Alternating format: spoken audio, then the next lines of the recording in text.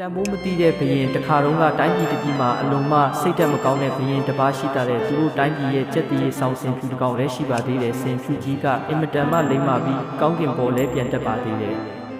ဘရင်ကတိုင်းခန်းလဲတဲ့အခါဆင်ဖြူကြီးကိုစီပီမြို့ထဲပတ်သွားလေရှိတယ်အဲ့ဒီအခါလူတွေကဘရင်အားမချီးကျူးကြပဲအရန်လာအရန်လိမ့်မာတဲ့ဆင်ဖြူကိုတာချီးကျူးကြတဲ့အဲ့ဒီအခါဘရင်ကဆင်ဖြူကို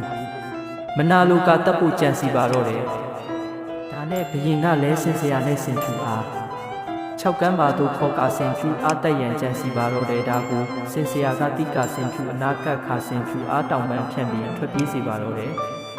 တခြားတိုင်းပြည်ကဘရင်သည်ကျင့်တီလာနဲ့ပြည်စုံတဲ့ဘရင်ဖြစ်သောကြောင့်ဆင်ဖြူအားယူတည်လေးစားစွာကြိုဆိုပြီးတိုင်းပြည်ရဲ့ကြက်တည်ဆောင်ဖြစ်ဆင်ဖြူအားထားပြီးဝေးစားပါတော့တဲ့တင်ငန်းစာလေးကတော့တန်ဖိုးမတိတဲ့လူစီမှာဘလောက်တန်ဖိုးရှိနေပါစေပျက်စီးဆုံးရှုံးသွားပါတယ်ပရိသတ်တို့ကောတံမှုမတိတဲ့သူစီမှာကတ်တွယ်နေတော့လက်ထွက်ခဲ့ပါတံမှုတိတဲ့လူစီမှာရှင်တန်ကြပါအားလုံးကိုကျေးဇူးတင်ပါတယ်ကျွန်တော်ကတော့အောင်ထေးဝေပဲဖြစ်ပါတယ်ရှင်လန်းချမ်းမြေ့ကြပါစေ